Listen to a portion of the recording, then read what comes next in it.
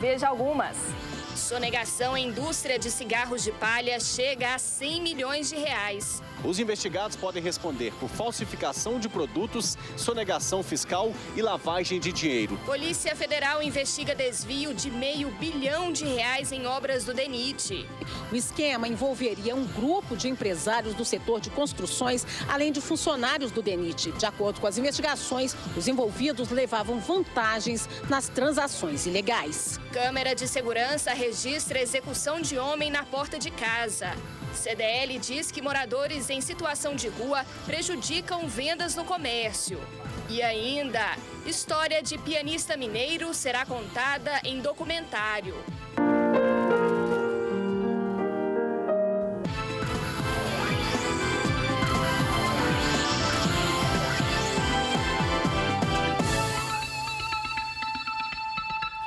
O Departamento Nacional de Infraestrutura de Transportes em Minas foi alvo hoje de uma operação da Polícia Federal. A ação investiga o desvio de quase R$500 bilhão em obras públicas. Foram cumpridos 6 mandados judiciais de prisão preventiva, 4 de prisão temporária e 28 de busca e apreensão.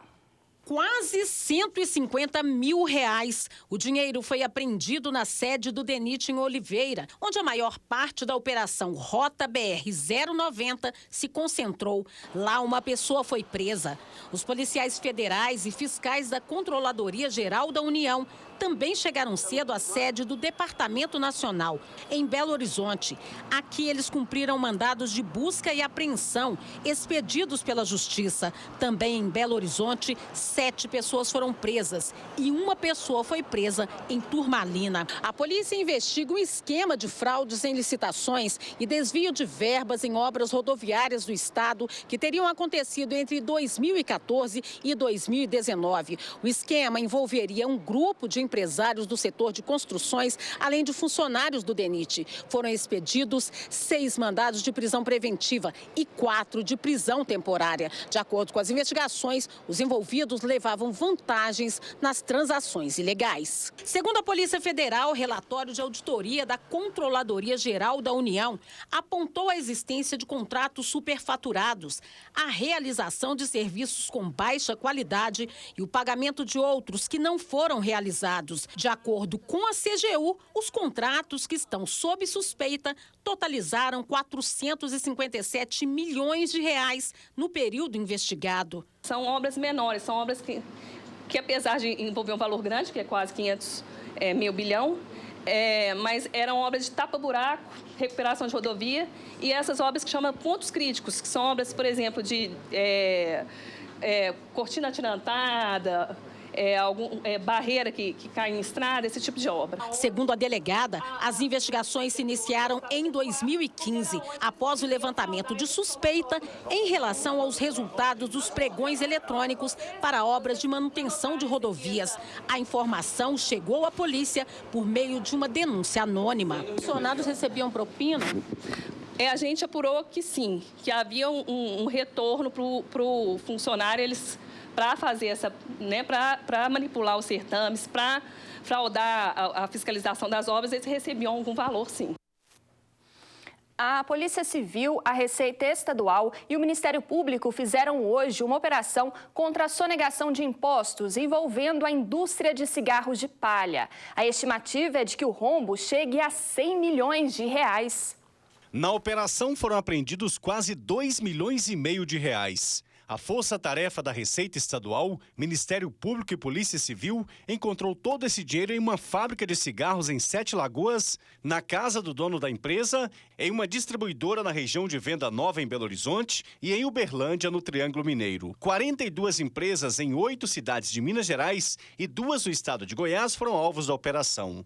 Em Belo Horizonte, a Força-Tarefa também apreendeu caixas de cigarros de palha, embalagens e insumos para fabricação em shoppings populares, outras distribuidoras e no Mercado Central. Eles basicamente são habituados a vender os produtos e distribuí-los sem emissão de documento fiscal, o que causa a sonegação do ICMS. Mas durante as investigações se descobriu que, além disso, outras fábricas se profissionalizaram em falsificar marcas de cigarro de palha famosas e vendem essas marcas no mercado varejeiro. O crescimento da fabricação do cigarro de palha, que representa 10% do total de cigarros vendidos em Minas Gerais, foi o motivo para o início das investigações, que começaram há 7 meses. Nas embalagens apreendidas na operação, não consta a identificação do fabricante. No curso do inquérito policial, nós conduzimos a delegacias, intimamos várias pessoas. O que ficou demonstrado? Muitas vezes esses cigarros falsos, o insumo é adquirido da própria empresa. Então, a empresa do cigarro original tem aquele insumo que ela não utiliza mais, ela vai e revende e é feito esse cigarro. Estamos apurando aí se os grupos são unidos ou se são vários grupos independentes que fazem esse tipo de trabalho.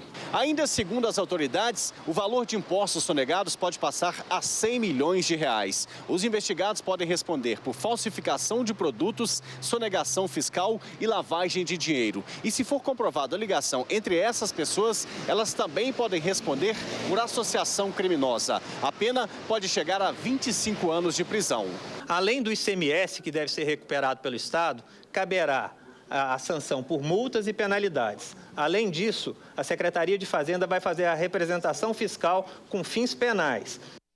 Durante a operação, 2 homens foram presos em Laçance, no norte de Minas, por posse ilegal de arma. Uma câmera de segurança flagrou um homicídio no bairro Jardim Laguna, em Contagem, na região metropolitana de BH. A suspeita é de que o crime tenha ligação com o tráfico de drogas. As imagens mostram quando o carro preto se aproxima. O homem que está no banco do passageiro começa a disparar contra a vítima que está na calçada. Em seguida, ele desce do veículo com a arma na mão e atira novamente no homem que já está caído no chão. O atirador vai embora, apontando a arma para o alto, sem medo de ser flagrado. Segundo o boletim de ocorrência, o homem assassinado morava em frente ao local do crime. Parentes disseram que a vítima tinha passagens por tráfico e estava tentando começar vida nova. O atirador é apontado como um traficante conhecido na região. O crime foi em plena luz do dia, no bairro Jardim Laguna. Uma mulher foi flagrada furtando produtos de uma loja em Varginha, no sul de Minas. Ela colocou tudo dentro de uma sacola, mas a atendente percebeu e chamou a polícia. Era por volta das 9h40 da manhã, quando as jovens entraram na loja. Uma delas, de acordo com a atendente, se prepara para furtar o local. A amiga começa a colocar os produtos em um cesto oferecido pela funcionária. Até aqui, tudo bem. Já a outra coloca os produtos em uma sacola plástica de outra empresa. Ela parece se divertir na loja e, aos poucos, vai colocando mais produtos na mesma sacola. Bem vestida e sem levantar surpresa, ela espera a funcionária ir para outro lado para furtar os produtos. A jovem de 19 anos teve cerca de 10 minutos para tentar levar 10 produtos aqui da loja. Só que a atendente foi mais esperta e, com base nas câmeras de segurança, ela percebeu que o comércio estava sendo furtado. Não pensei nem 2 vezes não, porque assim que eu já desconfiei, eu já olhei, né, na nossa câmera e vi que realmente elas estavam furtando e logo de prontidão eu já esperei só um momento de agir mesmo. A atendente chamou a polícia, que chegou pouco tempo depois. A jovem aparentava estar arrependida do crime. Ela disse que não fez sem querer, que não havia pensado, que foi coisa do momento, que ela nunca havia feito antes e que se eu podia deixar passar, entendeu? Porque ela estava arrependida do que ela tinha feito. Uma mulher teve a bolsa roubada por um bandido no bairro Buritis, em BH. A vítima subia a pé a rua quando foi abordada perto do condomínio onde mora. O criminoso estava armado e puxou a bolsa que estava no ombro dela. A mulher tentou resistir, mas não conseguiu segurar a bolsa. Depois do roubo, o ladrão fugiu correndo e entrou em um veículo K de cor branca que estava esperando. Ele ainda não foi preso. Um jovem de 20 anos e uma mulher de 27 foram detidos pela PM, suspeitos de pelo menos 30 assaltos na capital. O casal foi flagrado várias vezes pelas câmeras de monitoramento de vias públicas e das lojas comerciais. Além da região da Pampulha, o casal agia também nos bairros Castelo, Bandeirantes, Serrano, Padre Eustáquio e Coração Eucarístico. Foram apreendidos vários documentos queimados e produtos de roubo, além de uma réplica de revólver. Todos os documentos de vítimas que eles já cometeram roubos. Documentos estão queimados. Por que eles queimavam esses documentos? Queimavam para queimar mesmo as provas, né, de vítimas. Foram aproximadamente 30 vítimas? Aproximadamente 30 vítimas até o momento. Todas as vítimas falaram dessa réplica. Os capacetes que eles utilizavam, que foi uma das coisas que facilitou no momento da abordagem, né? Que era a moto, que tinha algumas características, e também esses capacetes. O capacete rosa, que ela sempre estava com ele, com essa viseira espelhada, o capacete vermelho, e hoje, no momento da abordagem, ele estava com esse outro capacete preto. Então, também muito celular, né? Muitos celulares, todas as vítimas, eles levavam anéis, alianças, relógios, celulares, todas as vítimas eles levaram celulares e todas as bolsas. Pode ver que tem várias bolsas, várias carteiras. Rafaela Fernandes da Silva não é novata no crime. Ela tem passagem pela polícia por roubo. Marcos Vinícius Martins Oliveira tem uma ficha criminal mais extensa por roubo, tentativa de homicídio e tráfico de drogas. Belo Horizonte tem cerca de 4.500 pessoas vivendo nas ruas, de acordo com a Prefeitura. Para a Câmara de Dirigentes Lojistas, a ocupação desordenada das calçadas reflete na queda das vendas no comércio, principalmente na região Centro-Sul. É só dar uma volta por Belo Horizonte para encontrar calçadas e praças com barracas, colchões e papelões que servem de moradia para quem não tem para onde ir ou não quer voltar para casa. O último levantamento feito pela Prefeitura de Belo Horizonte em fevereiro deste ano mostrou que existem cerca de 4.500 pessoas vivendo em situação de rua na capital. Destas, 89% são do sexo masculino. O levantamento também apontou que 58% delas estão concentradas na região Centro-Sul. 30% vive nas ruas porque saíram de casa por problemas familiares e 29% vieram do interior para tentar a vida na capital. É o caso do Isaac, que deixou Betim para trabalhar em BH e há 4 meses faz da Praça Raul Soares moradia. O que você espera? Você gostaria de sair da rua, morar? Com certeza, né? Tirar meus documentos tudo, um serviço sair da rua. A Prefeitura tem um serviço especializado em abordagem social que conta com uma equipe de profissionais para construir um vínculo de confiança e retirar os moradores das ruas. Nós temos hoje 9 CREAs, um em cada regional. Então, esse serviço é ofertado para que se identifique essas pessoas, né? E para que a gente faça o encaminhamento delas para os outros serviços, né? Os albergues da Prefeitura, as unidades de acolhimento institucional, para a identificação das famílias. Na semana passada, a Prefeitura fez uma intervenção com os moradores de rua que ocupam as calçadas próximo ao comércio. Mas, segundo a CDL, as ações não estão dando conta da demanda. Belo Horizonte vem se tornando a capital do morador de rua. A gente entende que os programas assistenciais da Prefeitura, eles são bons, eles são muito bem intencionados, mas eles não estão dando resultado. Essa situação reflete no comércio também, nos números? Sim. O cliente é um cidadão comum como nós. E as pessoas tendem a se afastar desses locais onde tem uma população grande, onde tem acúmulo de materiais, onde tem uma certa insegurança, onde o ambiente não está muito limpo. Então, os números do comércio refletem imediatamente isso, que é a queda das vendas. Em Belo Horizonte, existem 1.000 vagas em albergues, abrigos e repúblicas destinadas aos moradores, mas a grande maioria permanece nas ruas, situação que preocupa a população. A gente acompanha, vê como é que a situação é grave. À noite é um horror. Aqui à noite é perigosíssimo, quase ninguém passa aqui no meio da praça. Não pode ficar desse jeito, né? Tem como um lugar para eles, é claro que também são seres humanos que merecem ter um lugarzinho para eles ficarem, né? A gente espera o melhor para eles e para nós também, né? Agora é hora da participação dos nossos telespectadores. A Ivanete Nascimento, que mora em Ibirité, fez um vídeo mostrando a situação de 2 pontos de ônibus que ficam na Avenida Ibirité, no bairro Marilândia. Vamos ver. Mas olha pra você ver que em frente à minha casa aqui no Túnel Clube, olha a situação do ponto. Só para vocês terem ideia, se tivesse uma pessoa sentada aqui, a pessoa ia morrer. Agora vamos lá pro outro lado da rua para vocês verem como que tá a situação do outro. Olha para vocês verem o ponto de um ônibus como é que tá. Aí a pessoa tá aqui sentada, esperando o ônibus. Olha a situação. Olha para vocês verem. Olha a rachadura, gente. Se isso tem cabimento. Aí vamos lá. Isso tem condições, gente? Olha para vocês verem se isso tem condições.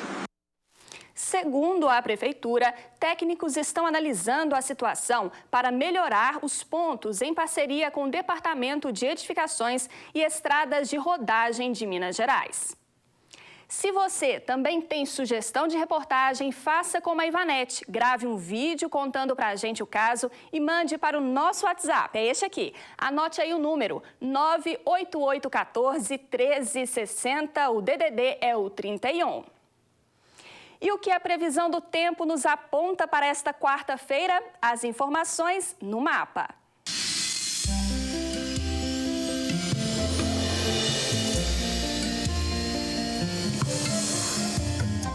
Quarta-feira de céu nublado com chuva fina no Jequitinhonha.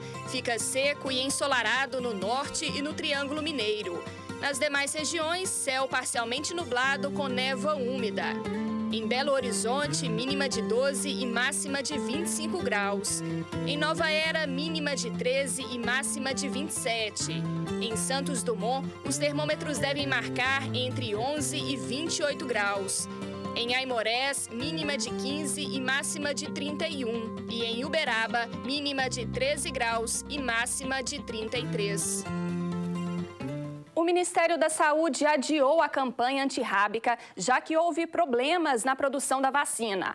Mesmo com o comunicado, algumas cidades mineiras têm doses suficientes e vão vacinar cães e gatos, como é o caso de Itaúna, no Centro-Oeste. A equipe de zoonoses chega a este sítio, na zona rural de Itaúna, e em poucos minutos vacina os 3 cães. Nesta outra casa, Dona Maria Vilma recebeu orientações e os cachorros dela também foram imunizados. A prevenção é o melhor caminho, né? Eu acho. O mutirão de vacinação contra a raiva em Itaúna vai até o dia 14 de agosto. Quase 20 mil cães e gatos devem ser imunizados. Nós dividimos em 4 partes, que é as regiões da zona rural de Itaúna, né? Então tem 4 veículos dando assistência em todas as zonas rurais da cidade, né?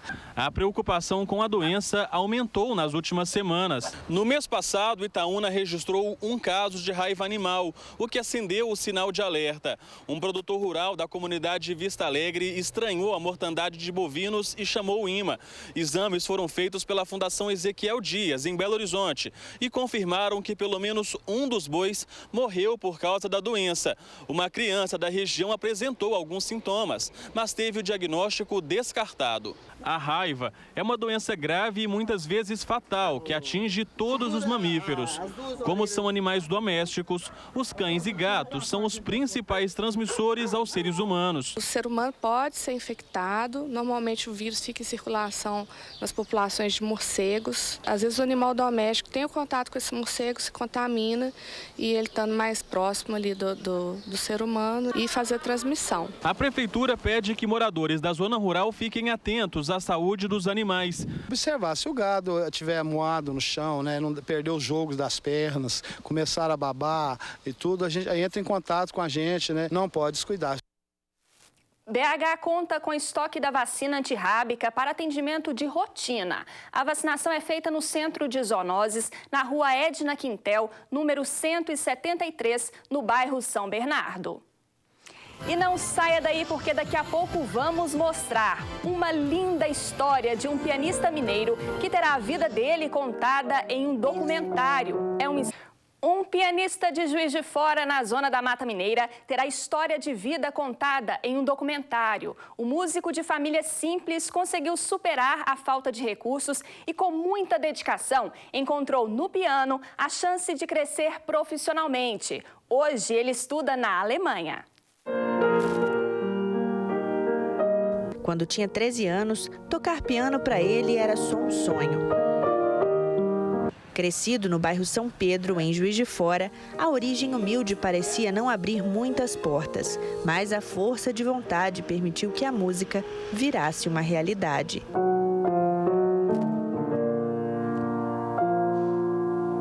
E aí eu fiquei sabendo que existia uma instituição aqui em Juiz de Fora, onde que havia pianos de verdade. Eu falei, agora é a chance de conhecer finalmente o instrumento. O divisor de águas foi quando ele e André se conheceram. O professor de música ofereceu uma bolsa de estudos para que Moisés aprendesse a tocar. E foi a partir dessa oportunidade que o talento do rapaz passou a ser reconhecido no Brasil e na Europa. Atualmente, Moisés cursa mestrado em música na Universidade de Bremen, na Alemanha. A distância deixa o coração dos pais apertado, mas cheio de orgulho. É difícil, né? Meu desejo era ir acompanhar ele. Tá dando certinho lá, tá bom. A gente fica tranquilo, né? A história dele emociona. É difícil não ficar comovido. Agora, um grupo de cineastas do Rio de Janeiro decidiu contar ela para o mundo. O garoto que sonhava em ser músico vai virar documentário. Tem uma passagem que é muito interessante, que a gente vai reproduzir essa cena, que é quando ele constrói um piano de papelão para ensaiar, porque ele não tinha um papelão, não tinha um piano para ele ensaiar. Para produzir o documentário, a equipe faz uma campanha de arrecadação online, com o objetivo de arrecadar fundos para ajudar a divulgar o trabalho do pianista. Não importa de onde que você vem, os obstáculos, as discriminações em todos os aspectos, em todos os âmbitos, é possível enfrentar e conquistar algo, mas para isso basta ter, não é pouco, mas é muito, ter persistência, garra e não cair. Se a gente cai, o que acontece naturalmente, sempre levantar e tentar.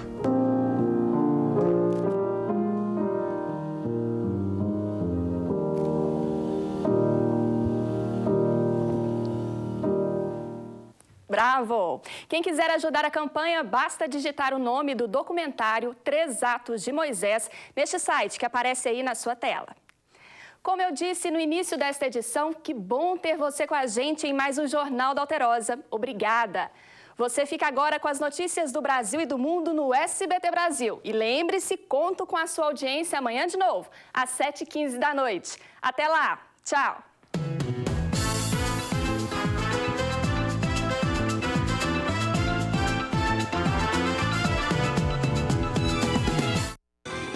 Jornal da Alterosa. Oferecimento Grupo Ortep. Mais de 50 anos de experiência em